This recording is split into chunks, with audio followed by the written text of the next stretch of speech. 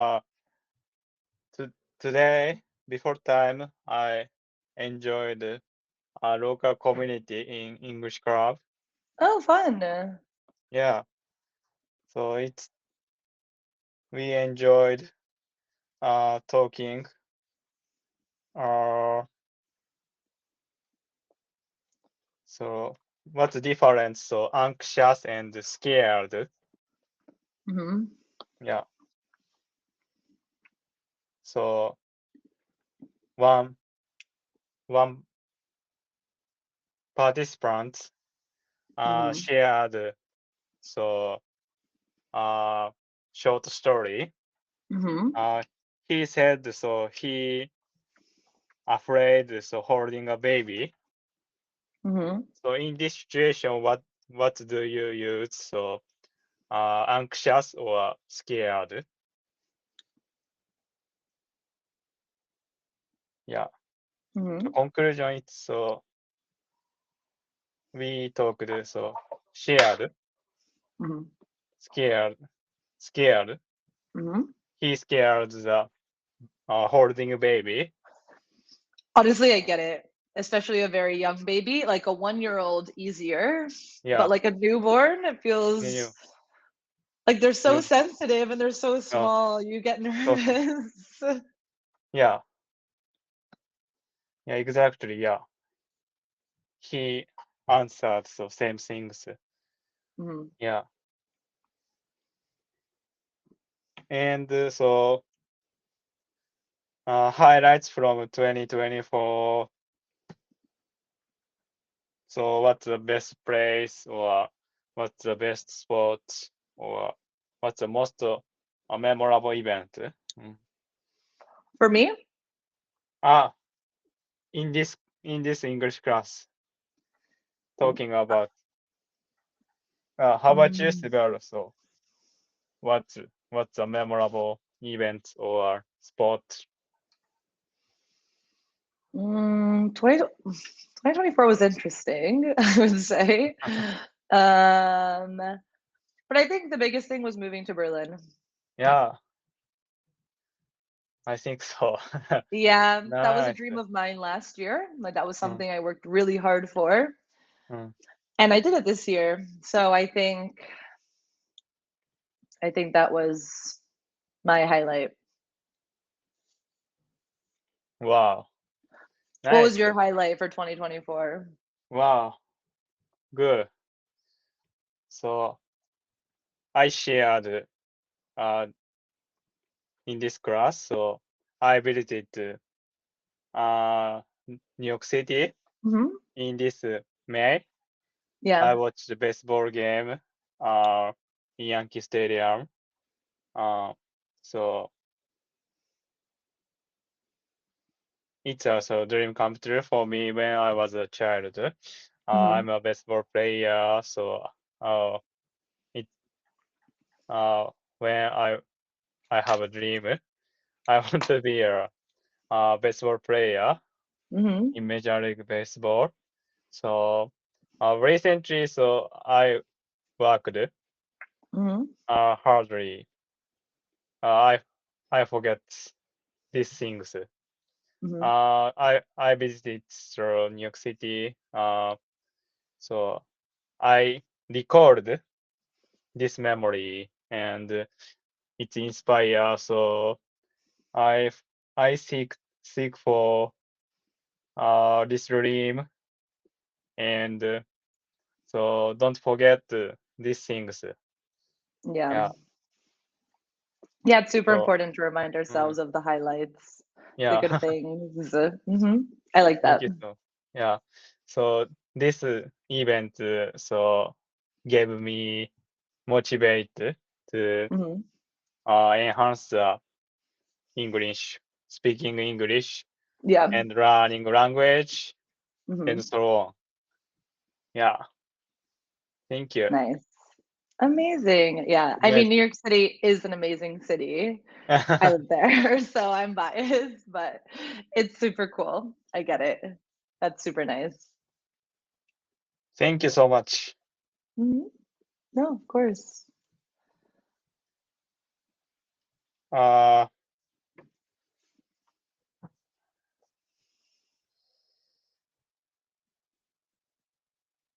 so today's topic, Hmm. uh, I inspired as a tutor. He's Hmm. uh, he was a radio broadcaster. Oh, cool. Mm, yeah. So, eh, so please wait. Hmm. uh,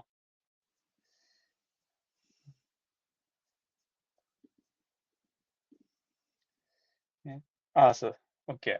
So it tastes radio station. Hmm. Okay. Okay. so, uh, so welcome back another episode the Autumn Podcast Radio. I'm your host, and today we have a special guest joining us, our Sibel tutor. Yay! Woo!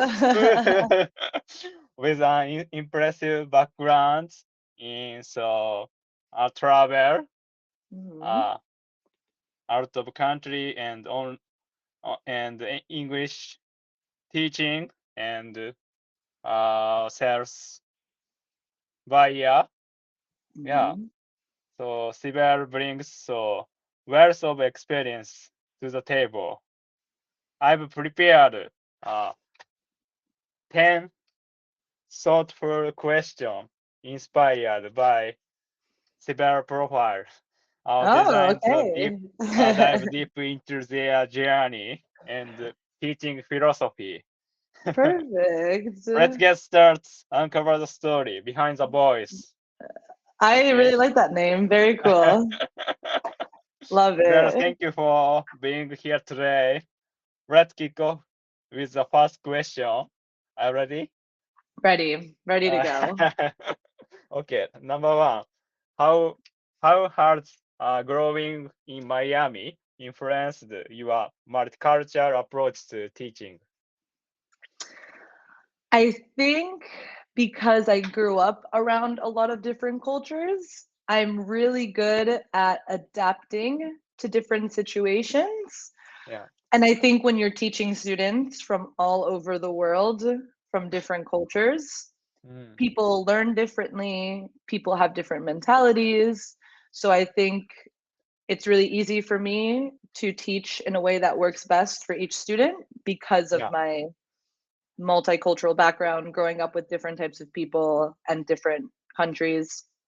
So I think I use that a lot when I'm teaching students from all over the world. Nice. Wow.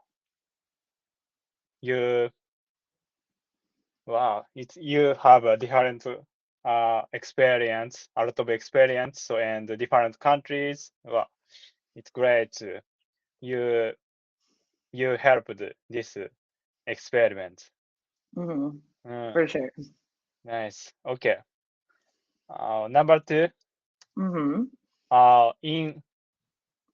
In what ways have your Colombian and Turkish heritage shaped your perspective and teaching style? Hmm. So Colombian and Turkish culture are very different, but also very Different. similar in some ways. Similar. So I think one way is that Colombian and Turkish culture is very warm and welcoming. Like it's like Wow. growing up when we had like visitors over, we always wanted to make them feel very welcome in our home and that they felt like they were a part of our house. So I think in that aspect culturally, I like to make my classroom feel very welcoming and very safe so that students feel comfortable practicing their English, making mistakes so that Mm, they can improve their language. And just my life in general. I always want people to feel like they can be themselves around me, wow. I would say. Mm, just Hmm. your life in general. It's good. Yeah, for sure. Hmm. Wow. Yeah. And then I would say both cultures are very outgoing. So I think that helps me talk to people. Like I'm good at talking to people and stuff. Mm, And then I think it's also just helped that even if we come from different backgrounds and different cultures, there are still so many similarities where you can connect with people, even if you don't agree on everything and stuff like Mm. that.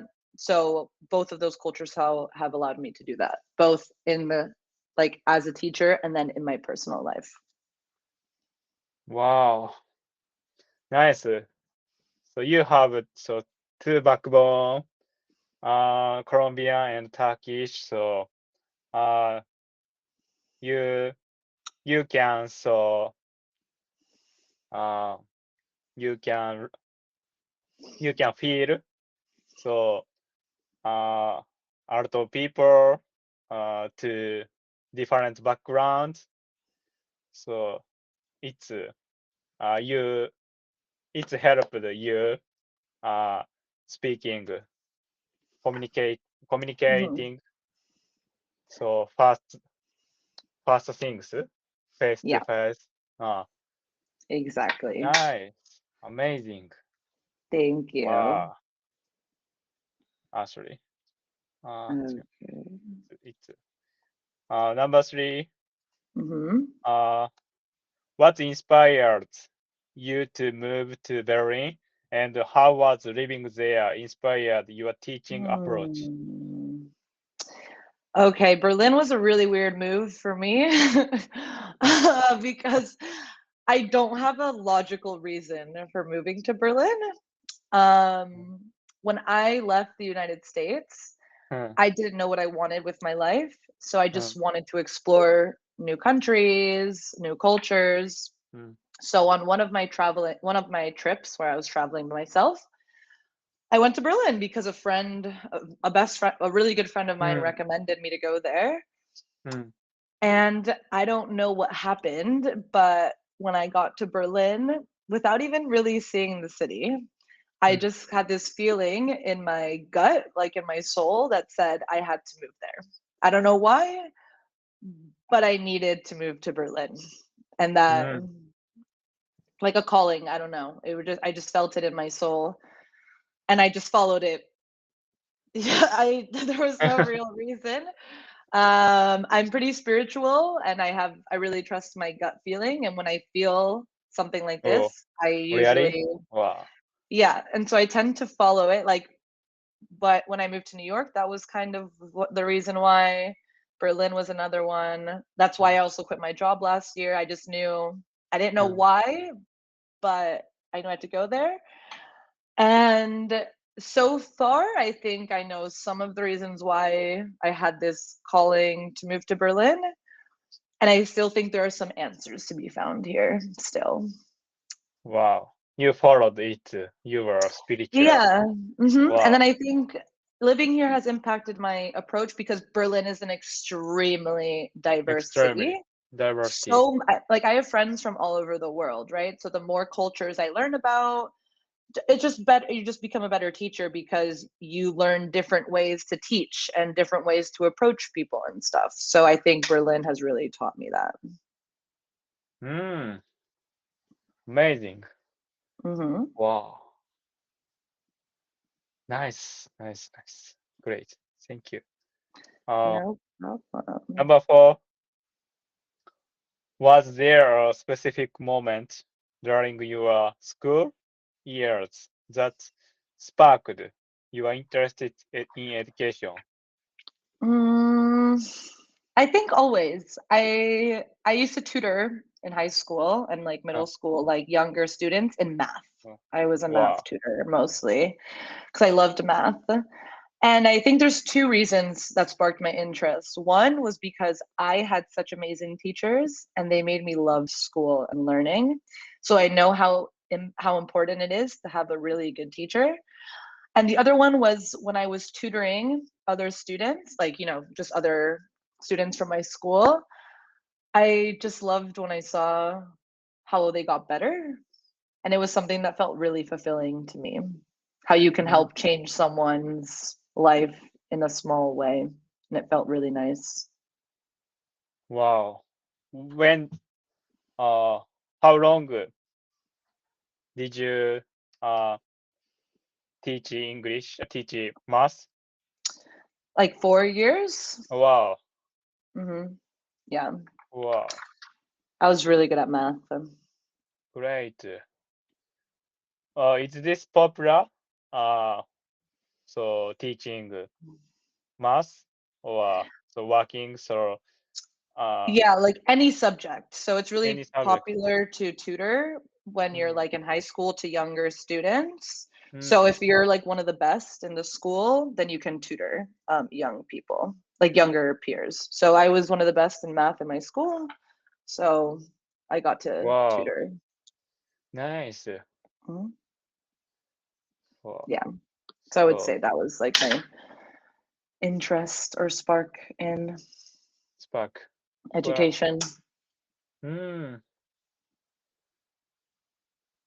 It's so different so volunteer. It's so other so working. Mhm. So my image so entering the university in US. So it's need to so volunteer or getting so high GPA in Mhm. high school. Uh, yeah. So you teach the math. So Mhm. was this different? Was this uh, related from entering the university? Yeah, I only tutored to make money. Only to make Yeah. nice.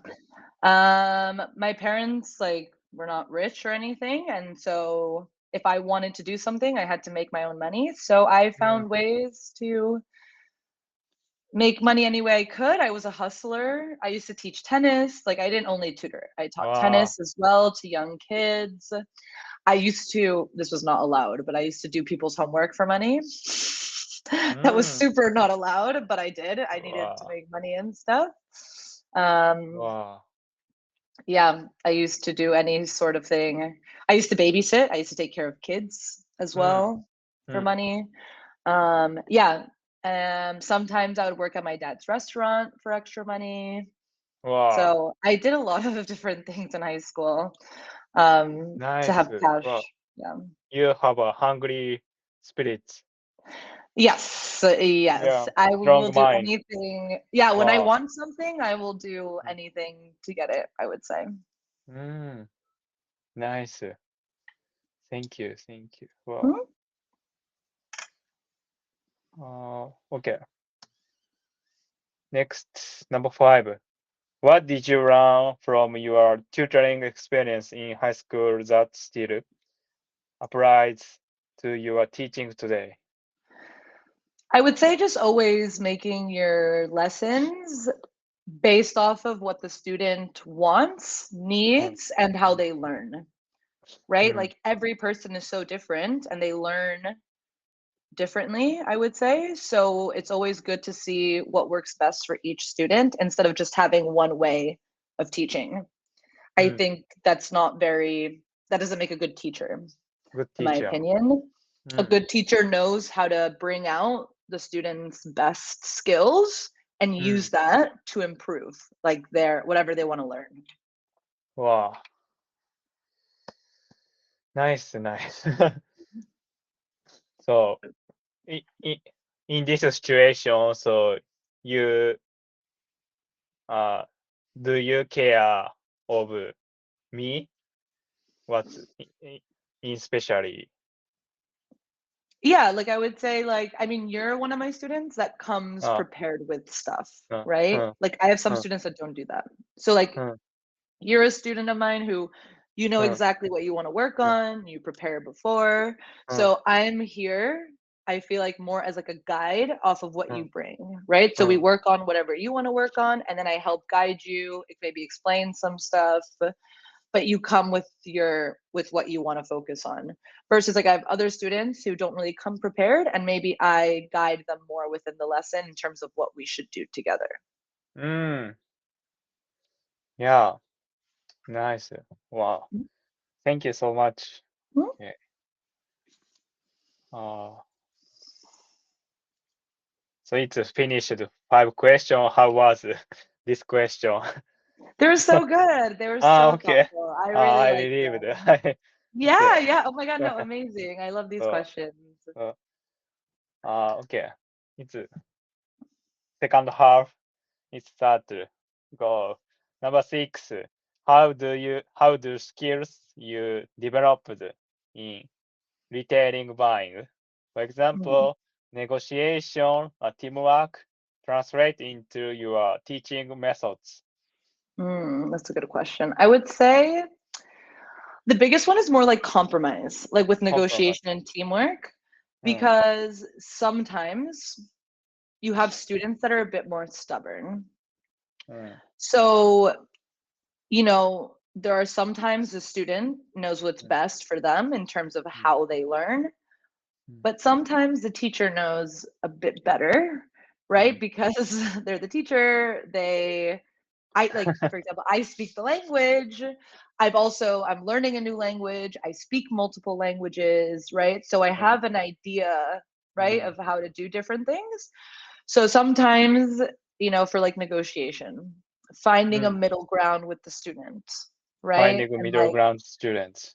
Mm. there are tactics, I would say, Tactics. with the negotiation Mm, to get things done your way instead of other ways by tricking them a little bit.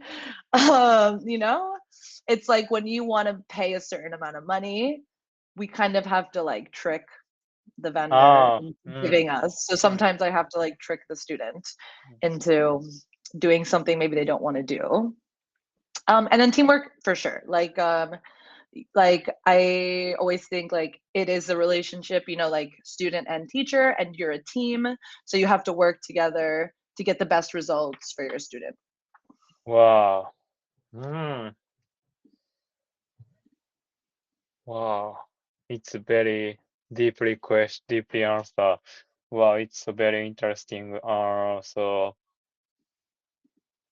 do you like uh team sports or so I'm better you with uh, individual sports. individual? So yeah, you played tennis. Yeah. Yeah. But when I played at university, like when I played in university, it was Uh, a mix of the two, which mix that's it. To, that's what works best for me. uh, Like I had to that, play my match individually, uh, but we had to work as a team to win the match. So to uh, me, that really felt like an environment, like a working environment, because you mm, have to do your own work, mm, but then you have to work with the rest of the team for like getting information or improving a product and working with the vendors. So it's like a mix of like individualism with collectivism. And I think for mm, me, that's what works best because sometimes I work better alone. Sometimes I don't need people to talk to me. I just need to focus on what I need to do. mm, But then other times, working with other mm. people really helps improve the product or whatever it is you're working on, whatever project. Yeah, I think so. You have a so strong mind. So you you can out of thing you can uh take a lot of things by yourself. Uh, Mhm. but so you have you have teamwork and negotiation, communicating with uh each other. Mhm. So the you can uh you can select so two ways, two options by yourself or getting teamwork. So you have two strong points. Yes, exactly. Yeah. Exactly. Great things. Yeah. Mm, Mhm. Perfect. nice. Yeah. Okay. So number seven. Uh, can you share the memorable culture experience from your travels in Europe or South America that influenced your perspective as a teacher? It's a good question. Hmm. I need to think. I definitely have some, but I'm trying to think of.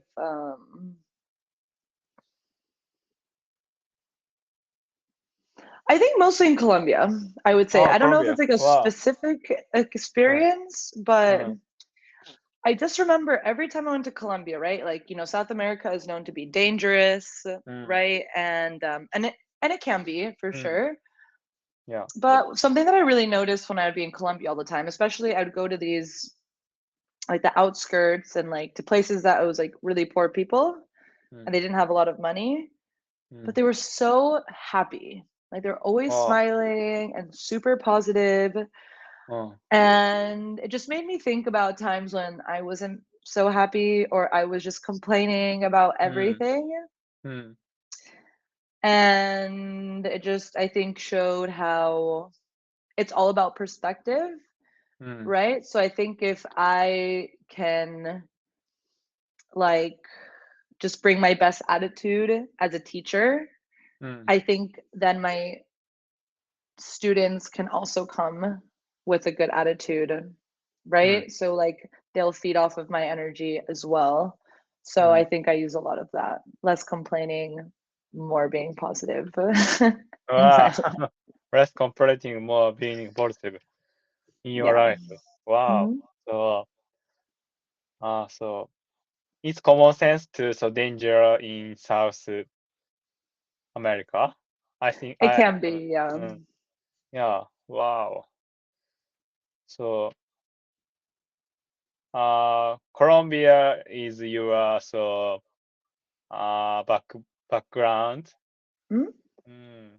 So you can inspire your home country, yeah, home, right? Yeah.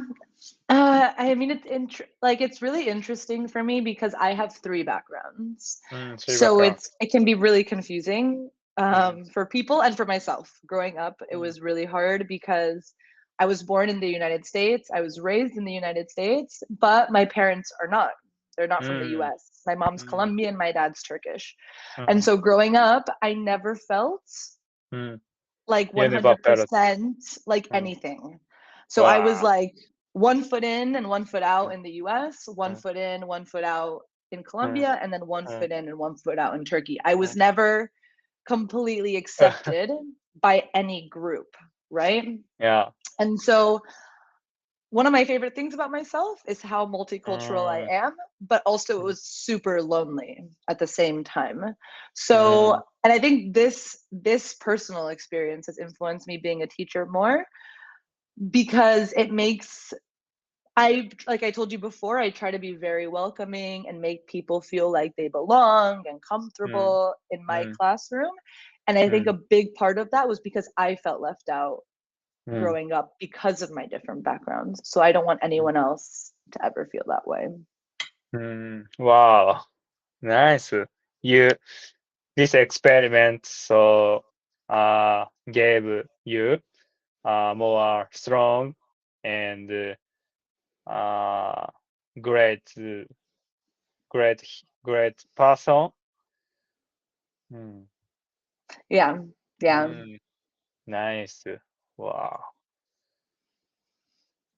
Nice, nice. Yeah. Yeah. Number eight. Someone fluent in multi-language. So you speak so Spanish, English, and just now German.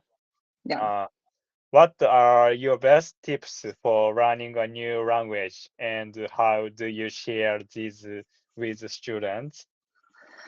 Yeah, I think the biggest one that I've also learned is being patient with Patient. language. Hmm. Yes, because so Patient. I think a lot of adults, especially like Hmm. like kids, I don't think they feel this way because, it's easier to learn a language when you're young. Hmm. But I think adults have this idea that they can't learn a language. It's too hard, it's impossible. Hmm. And that's absolutely not true. Hmm. Yes, will it be harder? Hmm. It'll be harder in some ways, but there's some advantages to learning a language as an adult. So, Hmm. but the biggest one is being patient. I think all of us Hmm. want to start learning a language and be fluent in 2 months. Hmm. That's not going to happen. Hmm. it's Mm. a process. I think you're going to see a Process. lot of growth like in the first 6 months, and then Mm. you're going to feel a little bit flat, but you have to keep working and working. And then again, you'll Mm. see a jump, a big improvement, and then, a little bit slow. So it's just like Mm. a roller coaster. Mm.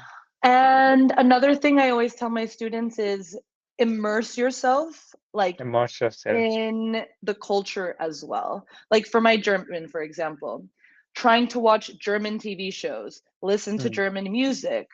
I live in Germany, so it's a bit easier for me. Hang out with Germans, right? Like listen to them and stuff. Mm. Mm. And then just like that helps you. And then Mm. the biggest one, which is really, I think it's difficult for adults, Mm. is just like memorizing, right? Mm. Vocabulary. I think that's adults' biggest struggle because it's harder for us to memorize stuff as we get Mm. older. Mm. But for that, it's just trying to learn maybe 5 words a day, I would say. And I Five think words. that's like, yeah, I think we always think we have to do so much, but So sometimes if much we just do, I think the key is consistency. So if you consist. study vocabulary for 15 minutes every day, that's so Mm. much better than studying for 4 hours once a week and then you just don't even focus on the language at all. Mm. Yeah. So you shared uh learning English, learning language, so is important to coherence and patience. Hmm. Yeah. So learning adult uh is so good point. Uh, Hmm. this is because so it has a patient and uh, so more slowly grows. Hmm. Mm, it's and yeah, I Yep, learned this thing. exactly. Yeah, Yeah, it's a uh, lot. I think it's language a learning is a really long process, long and I think process. it's one that you have to do for the rest of your life. Like if Mm, you learn English, but then you stop practicing, you're gonna forget mm, it, which is yeah. super annoying. Mm. So you have to practice it all the time for the rest Wow, of your nice. life. Mm. You are a tutor and you are uh, students. You are Hmm. you are teacher, you are tutor, and you are students. Yes, all of them. Yeah, it's very Nice. tiring. Very tiring. Yeah, you played so tennis, so you learned so rally. It's patient. You can you can catch the ball. Catch the ball. Catch the ball. Yes, exactly, Yeah. exactly. Nice. Nice. Nice. Okay. Number 9. Last cook. Last two question. Number 9. How do Hmm. you engage in cross-cultural experience while living in Berlin? And do these interactions influence your lessons? Actually, a lot. Since Berlin is super diverse, I think one thing at least, like I have friends from so many different countries. So I think, Mm. we talk about like how we grew up and How we grew up. like for example, I have a friend from India. So sometimes we'll just talk about like we have so many similar stuff, but also India and the US are very different. So we like compare notes, like, oh, like we did it like this here and they did like that there. And then another one that is a passion of mine is food. I love eating food, so I like to eat food from different countries. Mm. Um, and even my boyfriend's a really good cook, so we Mm. try to cook foods from different Mm. backgrounds. Actually, Mm. we're planning on making sushi together one of these days. Yeah, Wow. he took a sushi making Mm. class here in Mm. Berlin. Oh. So he says he knows how to do it. So we're gonna maybe this weekend or next weekend make sushi together and see how that goes. So we'll What's see. what's fish? I think we're gonna do salmon and Salmon. tuna. Mm, Tuna, nice. yeah, Is those are the cheaper ones and a little bit cheap. easier, Yeah, I good, good. think. Yeah. But yeah, I think I'm actually eating sushi tonight, which I'm Mm. excited about. I love sushi. Um, but I yeah, have a like food. question, Sibel. Mhm. So, Yeah, uh, what do you think? So, California roll is sushi, right? I don't like California roll. Nice. Really? Wow. Yeah, but it's like I don't like California roll because of the artificial crab in it. Like Artificial crab. it's like fake crab. I don't want to eat that. Fake That crab. to me is like no. Uh, mm. You know what I mean? It's not for me. Oh, Not a yeah. fan. So, I want to ask, yeah, so American people. Do you like California roll? Uh, It's not it's real not, sushi to uh, you, it's not right? real sushi. Yeah. Well, yeah, I mean, like I know like in Japan, like sushi is more just like just the raw fish or maybe with That's, like little things like yeah. how we like sushi rolls, that's really Mm, popular in the United States and other countries. mm, I know that's not like super like mm. that's not real So, real sushi, but mm, it's still delicious, I will say. But I love like sashimi mm, and mm, nigiri is also really mm. good. Yeah, nice. Yeah. So Yeah, I love raw fish. your sister visited so Japan. So Mhm. please ask your sister. So how was sushi in Japan? Oh, she loved it. I That was the Uh, first question I asked her because I was like, how good was the sushi? uh, And like for her, like it was also really impressive how affordable sushi is because sushi mm, can be really expensive in the US, but in mm, Japan it's not uh, super expensive.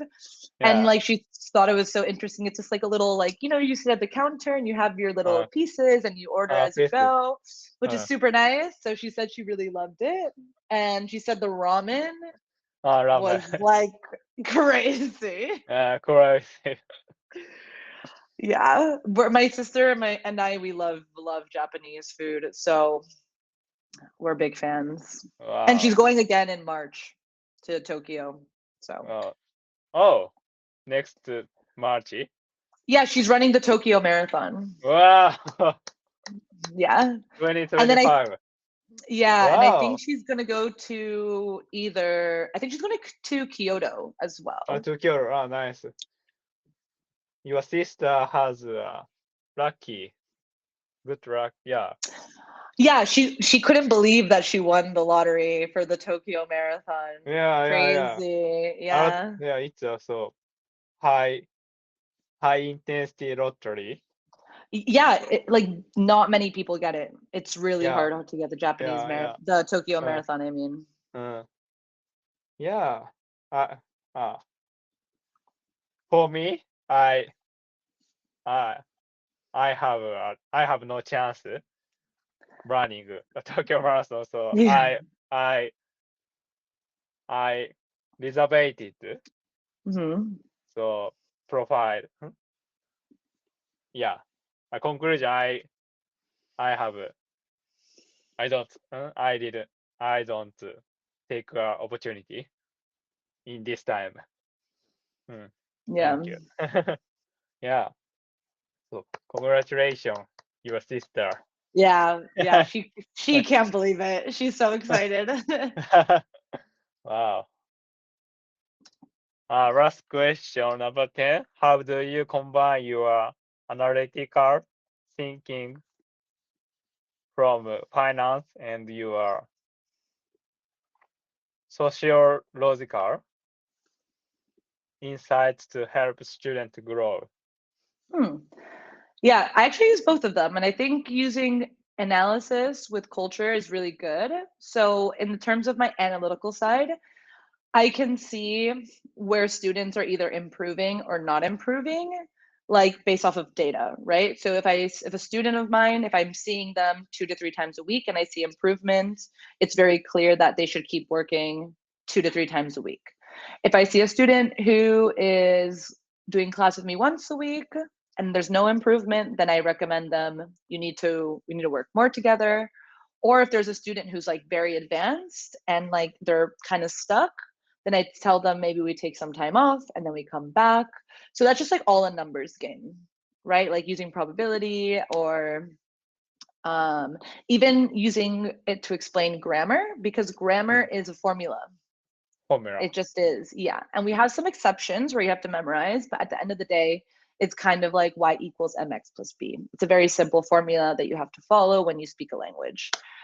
For sociological insights, it's just that's more like my travel and cultural influence. So understanding that people from different cultures and different backgrounds have different perspective, have learned things in different ways. So understanding and asking my students questions about what's Mm. best for them, learning about their culture and background to improve their language skills based off of that. Wow, thank you. Nice. So I have I enjoy taking your lesson Oh, two thank you. times two times per week, uh weekly. Hmm. Mhm. I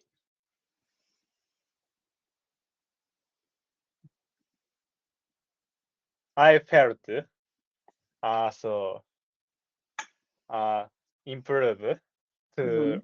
uh enjoying your lesson. Hmm. That's true. That's Oh, thank you. that's I'm glad. that's I'm analytical. glad.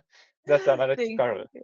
Uh, your your theory is true. Oh, thank you. Okay, I'm glad. Yeah. At least I'm not delusional. Good to know. Yeah. Okay. Let's finish. So last uh 2 minutes. So thank you Mhm. for sharing. So you are uh out of experiment. You have out of talent. So Oh, thank you. so you are especially I I learned so you your backbone is make you uh, strong and more sincerely and patient for. Mm, so I like your mindset. Uh, Thank you. You make it very easy. You're one of my best students for sure. Thank you so much. So so this inspires so I running so as a tutor, so radio caster, you shared me, so more enjoy. So in this time, mm. So so what's the most important? So enjoy in this class. So I asked your backbone. So you can good answer. That's all. That's all. Perfect. Mm, Yeah. yeah, Yeah. The most thing is having fun, I would say. Talking to yeah. people, enjoying yourself, and learning. You can learn in every situation. So I like that. Okay. Thank you so much. See you next time. Yeah. Thank you for all Yeah, the questions. I really like yeah. this. This is super fun. Have a good day. You too. I'll see you next time. Bye. Bye.